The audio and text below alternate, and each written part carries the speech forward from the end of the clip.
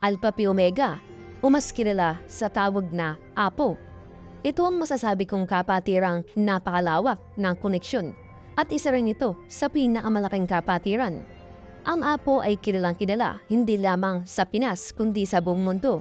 Tinatayang nasa 350 chapter ang meron nito at 25,000 student member. Meron din itong 300,000 alumni members.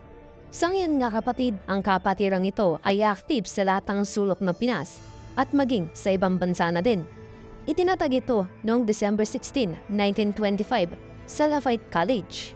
At ang nagtayo nito ay si Frank Reid Horton na isang US Navy.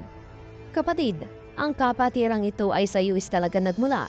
Inadapt na lamang ito ng mga Pilipino sa mga universidad dahil sa mga magandang hangarin nito para sa bayan at sa mga estudyante.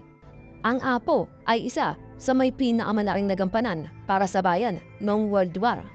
Isa sila sa mga tumulong sa pagbabalik ng mga eskwelahan at pagbibigay ng mga libro sa mga kabataan.